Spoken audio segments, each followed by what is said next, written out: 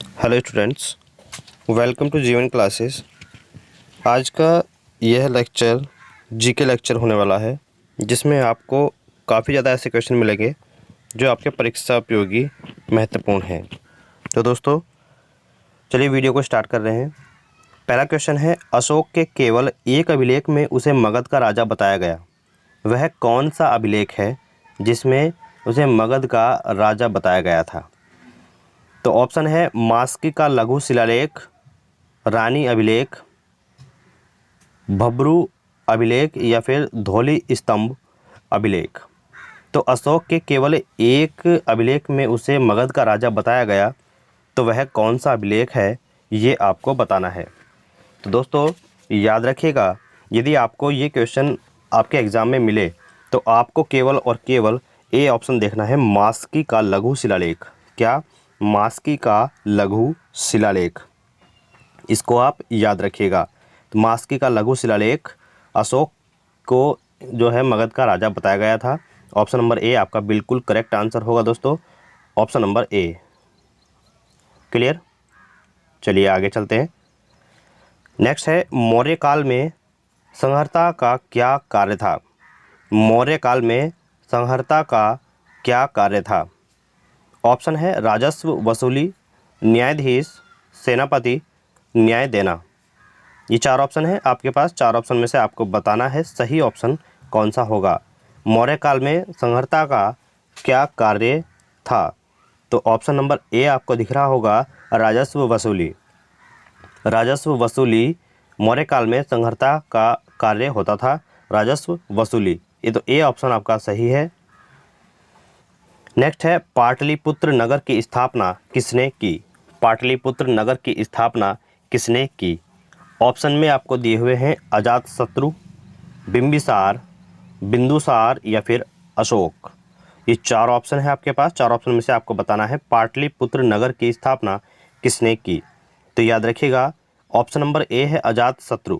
अजातशत्रु ने पाटलिपुत्र नगर की स्थापना की थी। ऑप्शन नंबर ए आपका बिल्कुल करेक्ट आंसर होगा दोस्तों, ऑप्शन नंबर ए। नेक्स्ट आपके सामने क्वेश्चन है, बी ए स्मिथ ने किस भारतीय राजा को भारत का नेपोलियन कहा है?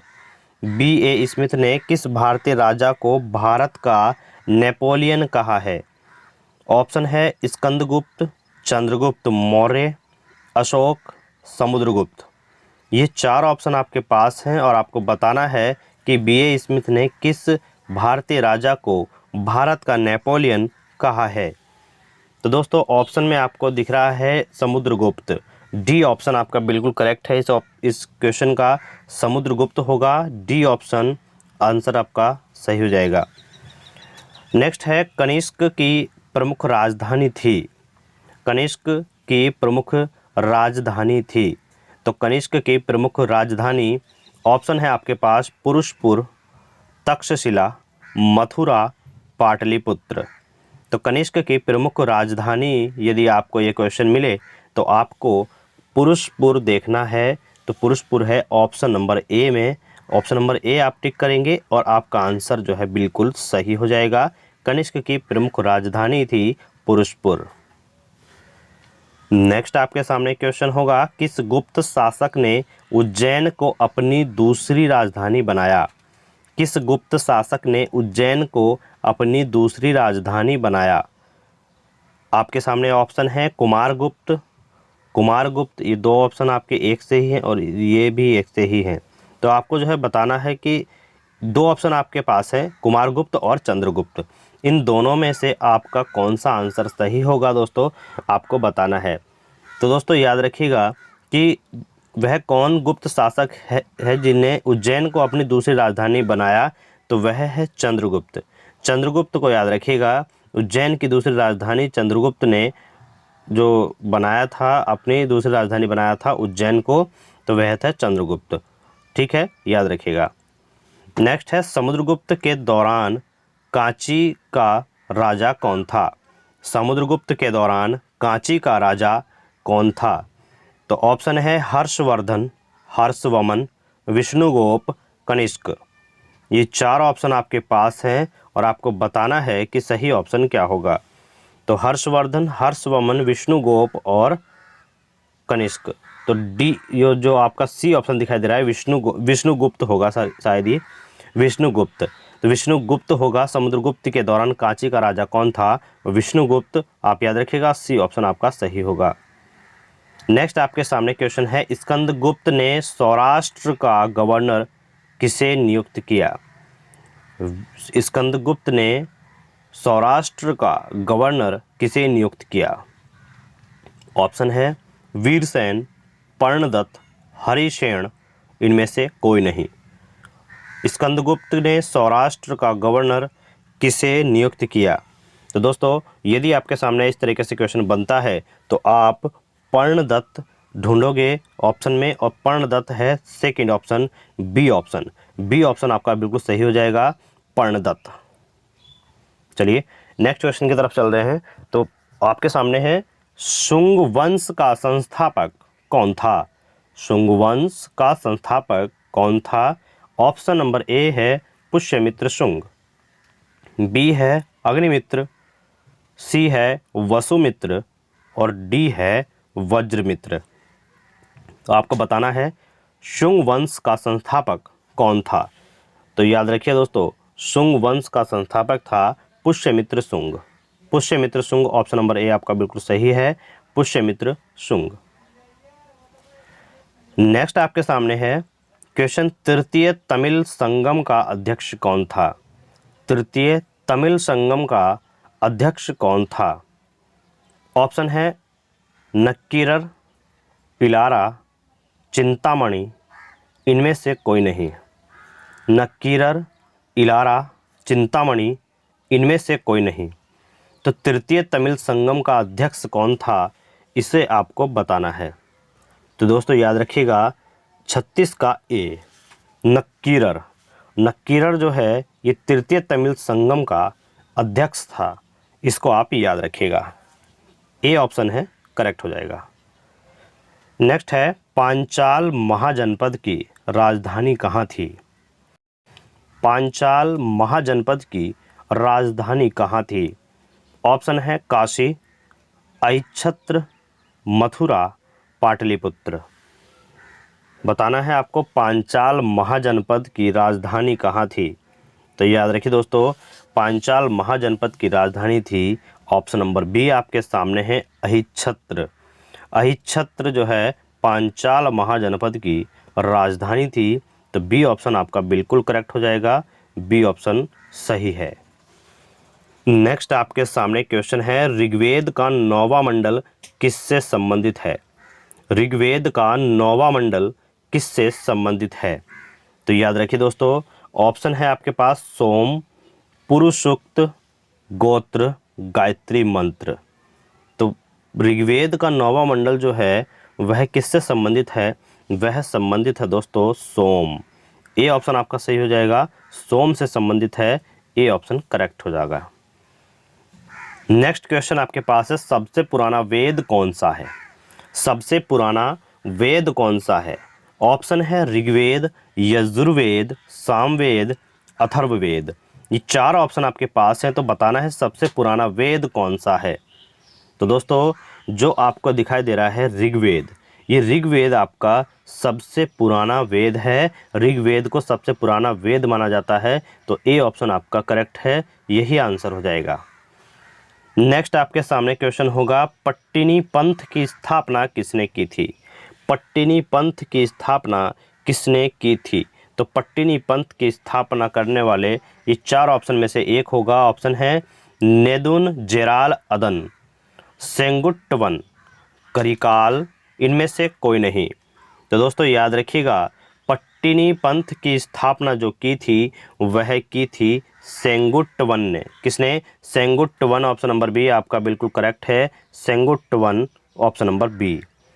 नेक्स्ट आपके सामने क्वेश्चन है, दक्ष कुमार चरितम। दक्ष कुमार चरितम की रचना किसने की और रचयिता किसके दरबारी कवि थे?